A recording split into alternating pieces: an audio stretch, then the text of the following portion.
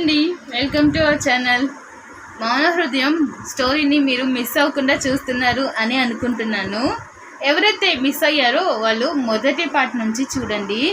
కొంతమంది సబ్స్క్రైబర్స్ వాళ్ళ స్టోరీ చెప్పమని అడుగుతున్నారు, అందుకే లేట్ అవుతుంది. అది కాక నాకు కొంచెం వర్క్ ఉంది, అందుకే స్టోరీ ఇవ్వడం కొంచెం ఆలస్యం అవుతుంది. ఏమనుకోవద్దు ప్లీజ్.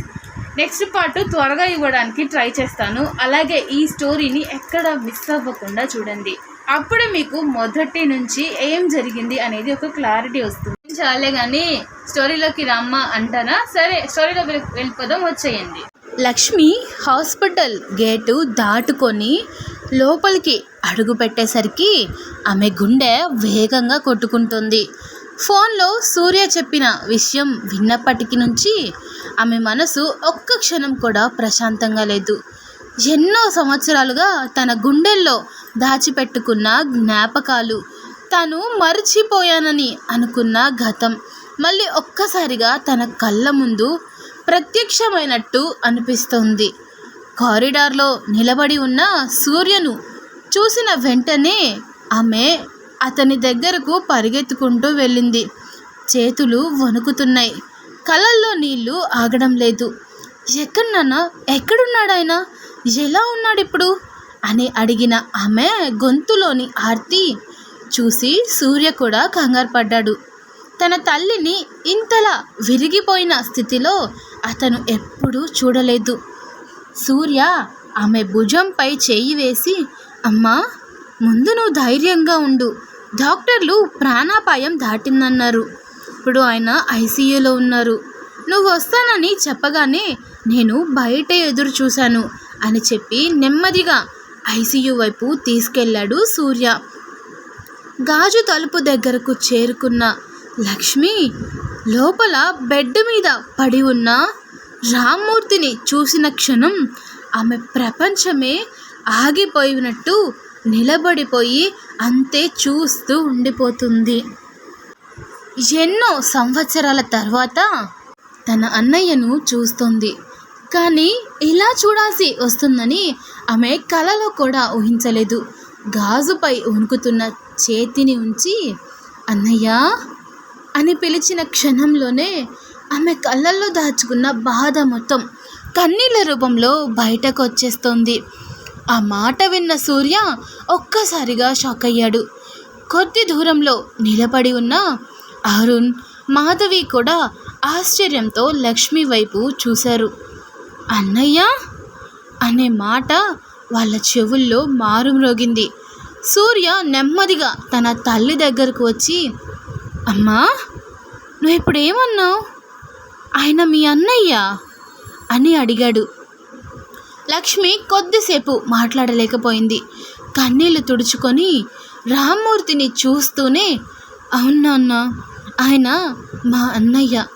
నాకు తండ్రి తర్వాత తండ్రి లాంటి మనిషి. నా కోసం తన ప్రాణం కూడా ఇవ్వడానికి సిద్ధపడిన మనిషి. కానీ నా వల్లే ఆయన జీవితాంతం బాధతో గడపాల్సి వచ్చింది అని చెప్పింది సుజాత గారు. ఆ మాట విన్న మాధవి గుండె ఒక్కసారిగా బరువెక్కిపోయింది. అంటే మీరేమంటున్నారు? అంటే మీరు మా నాన్నకి చెల్లెలా అని అడిగింది సుజాత గారిని మెల్లగా ఆమె వైపు చూస్తూ.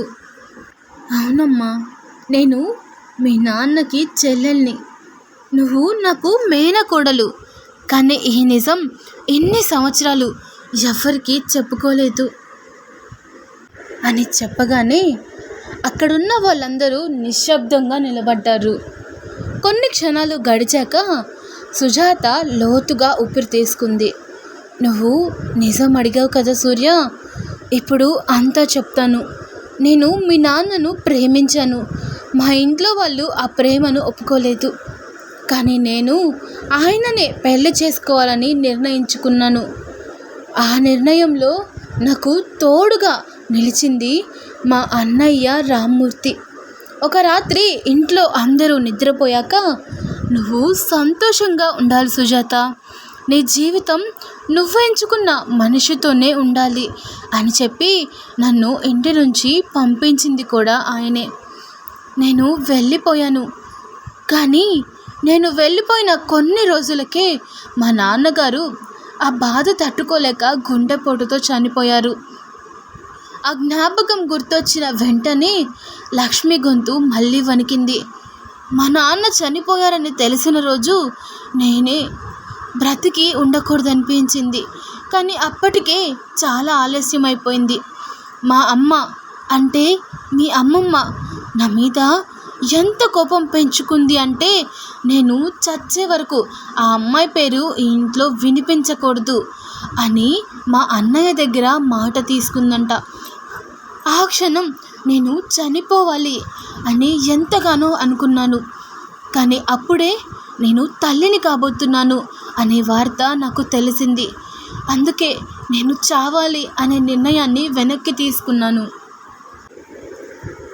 మీ అమ్మమ్మ ఎప్పుడైతే ఆమె నాకు చనిపోయినట్టే అని ఒట్టు పెట్టుకుందో ఆ రోజు నుంచి నా పేరు ఆ ఇంట్లో మాయమైపోయింది. నా ఫోటోలు తీసేశారు, నా జ్ఞాపకాలు చెరిపేశారు. కానీ మా అన్నయ్య మాత్రం నన్ను మర్చిపోలేదు. సుజాత కళ్ళల్లో కన్నీళ్ళు తిరుగుతూనే ఉన్నాయి. ఒకరోజు మీ మావయ్య నాకు ఫోన్ చేశారు. సుజాత, అమ్మ పరిస్థితి చాలా దారుణంగా ఉంది. నువ్వు వస్తే ఆమె ఇంకా బాధపడుతుంది. దయచేసి మళ్ళీ ఫోన్ చేయకు. ఎక్కడున్నా సంతోషంగా ఉండు. నేను మాత్రం నిన్ను ఎప్పటికీ మర్చిపోను. అమ్మ కోపం తగ్గగానే నిన్ను బావగారిని ఇంటికి తీసుకొచ్చే ప్రయత్నం తప్పకుండా చేస్తాను. నిన్ను అమ్మని ఖచ్చితంగా కలుపుతాను అని నాకు మాటిచ్చారు. ఆ రోజు నుంచి మేము వైజాగ్కి వచ్చేసాం. మళ్ళీ ఆయనతో మాట్లాడే అదృష్టం కూడా నాకు రాలేదు. కానీ ఈరోజు ఎన్ని సంవత్సరాల తర్వాత మా అన్నయ్యను ఇలా మంచంపై చూడాల్సి వస్తుందని అనుకోలేదు అని చెప్పి గట్టిగా ఏడ్చేస్తుంది సుజాత. ఆమె మాటలు వింటున్న మాధవి కళ్ళల్లో కూడా కన్నీళ్లు చేరాయి. అరుణ్ నిశ్శబ్దంగా నిలబడి ఉన్నాడు. సూర్య మాత్రం తన తల్లిని చూస్తూ ఉండిపోయాడు.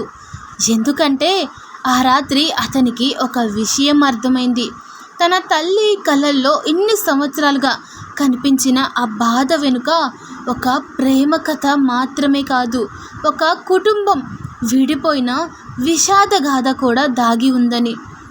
సుజాత గారు తన గతాన్ని చెబుతూ ఏడుస్తూ ఉండగా కారిడార్లో ఉన్న ప్రతి ఒక్కరి కళ్ళల్లోనూ నీళ్లు తిరుగుతున్నాయి.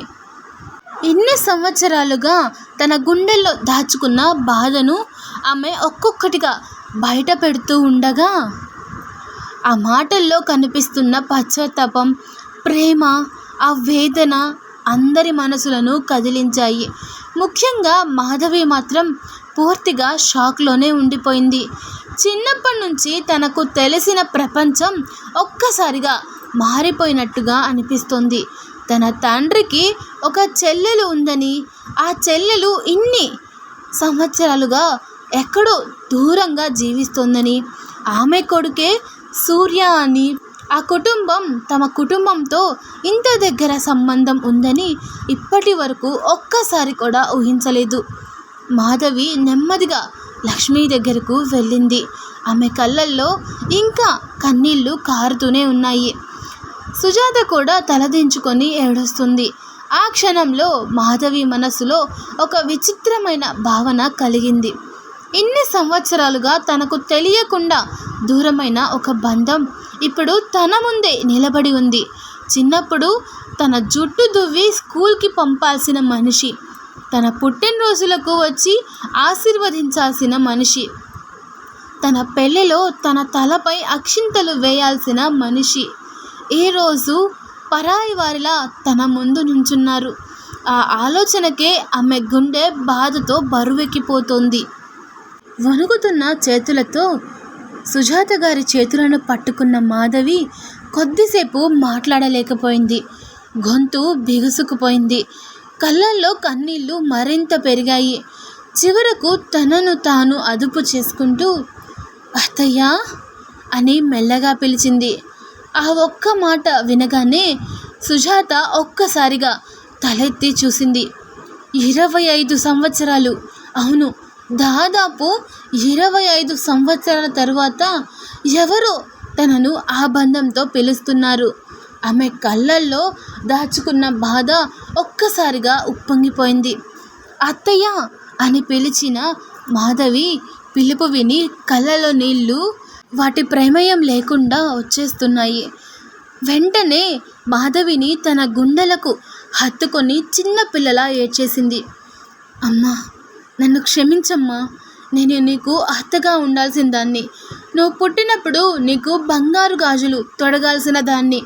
నువ్వు మొదటిసారి నడిచినప్పుడు చూసి మురిసిపోవాల్సిన దాన్ని. నీ చిన్ననాటి అల్లరిని ఆస్వాదించాల్సిన దాన్ని. కానీ నా ఒక్క నిర్ణయం వల్ల నేను మీ అందరికీ దూరమైపోయాను. నీ జీవితంలో ఒక జ్ఞాపకంగా కూడా మిగలలేకపోయాను. ఈరోజు నేను ఇలా పెద్దదానిగా చూసి సంతోషపడాలో లేక ఎన్ని సంవత్సరాలు కోల్పోయానని బాధపడాలో కూడా అర్థం కావడం లేదమ్మా అంటూ వెక్కి వెక్కి ఏడుస్తుంది. లక్ష్మి మాటలు విన్న మాధవి కూడా కన్నీళ్లు ఆపుకోలేకపోయింది. ఆమె లక్ష్మి చేతులను గట్టిగా పట్టుకొని, అలా అనద్దత్తయ్య, తప్పు మీది కాదు. పరిస్థితులు మిమ్మల్ని దూరం చేశాయి. కానీ నాన్న గురించి నాకు ఒక విషయం తెలుసు. ఆయన ఎప్పుడు మిమ్మల్ని ద్వేషించలేదు. చాలాసార్లు రాత్రులు ఒంటరిగా కూర్చొని పాత ఫోటోలు చూస్తూ ఉండేవారు. నేను అడిగితే ఏం చెప్పేవారు కాదు. కానీ ఈరోజు అర్థమవుతుంది. ఆయన మీ గురించి మర్చిపోలేదు, మీ మీద కోపం పెట్టుకోలేదు, కేవలం పరిస్థితులకు ఓడిపోయారు అంతే అని చెప్పింది. ఆ మాట విన్న లక్ష్మి గుండె పగిలినట్టు అయింది.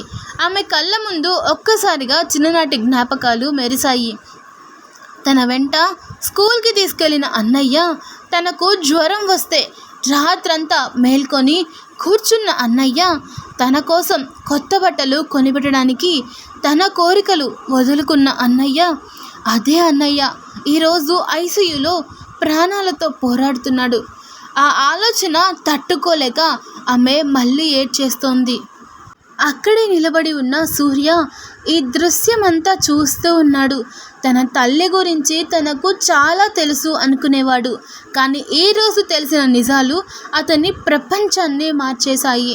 తన తల్లి గుండెల్లో ఇన్ని సంవత్సరాలుగా ఇంత పెద్ద గాయం ఉందని అతనికి తెలీదు. తన జీవితం అంతా నవ్వుతూ కనిపించిన ఆ మహిళ ప్రతి రాత్రి ఒక అన్నయ్య జ్ఞాపకాలతో కన్నీళ్లు పెట్టుకుంటుందని అతను ఊహించలేదు. అరుణ్ కూడా మౌనంగా నిలబడ్డాడు. కొద్దిసేపటి క్రితం వరకు మాధవి తండ్రి ప్రాణాల గురించి మాత్రమే ఆలోచిస్తున్న అతనికి ఇప్పుడు ఈ కుటుంబం వెనుక దాగి ఉన్న బాధ అర్థమవుతుంది. ఒక ప్రేమ కథ ఎంతమందిని ప్రభావితం చేసిందో, ఒక నిర్ణయం ఎన్ని జీవితాలను మార్చేసిందో అతను తన కళ్ళతో చూస్తున్నాడు. ఇంతలో ఐసీయూ లోపల నుంచి మానిటర్ శబ్దం వినిపించింది. అందరి చూపులు ఒక్కసారిగా గాజు తలుపు వైపు తిరిగాయి. రామ్మూర్తి గారు కళ్ళు తెరవడానికి ప్రయత్నిస్తున్నారు.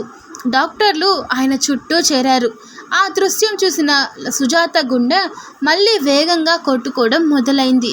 ఎందుకంటే ఇన్ని సంవత్సరాల తరువాత తన అన్నయ్యతో మాట్లాడే అవకాశం రాబోతోంది. కానీ ఆమెకు తెలీదు, రామ్మూర్తి గారు కళ్ళు తెరిచిన తర్వాత చెప్పబోయే నిజం మాధవి, సూర్య, అరుణ్ల జీవితాలను ఎలా తలక్రిందులు చేయబోతుందో. పూర్తిగా విన్నారు కదండి. ఈ స్టోరీ కనుక మీకు నచ్చినట్లయితే ప్లీజ్ ఒక లైక్ చేయొచ్చు కదా. అలాగే స్టోరీ ఎలా ఉందో ఒక చిన్న కామెంట్ చేయొచ్చు కదా. ఇప్పుడు ఎవరైతే నా ఛానల్ని కొత్తగా చూస్తున్నారో వాళ్ళు ప్లీజ్ మన ఛానల్ని సబ్స్క్రైబ్ చేసుకోవడం అస్సలు మర్చిపోవద్దు. ప్రతిసారి చెప్పే మాటే అని మీరు లైక్ తీసుకోకండి. ఒక్క లైక్ నాకు ఎంతో ఆనందాన్ని ఇస్తుంది. మీ ఒక్క కామెంట్ నా స్టోరీ మీకు ఎలా ఉందో తెలిసేలా నాకు చేస్తుంది. మీ ఒక్క సబ్స్క్రైబ్ మీరు నాతోనే ఉన్నారు అనే ధైర్యాన్ని ఇస్తుంది. మీ ఒక్క షేర్ నా వీడియోని ఇంకొంతమందికి చేరేలా చేస్తుంది. Thanks for watching.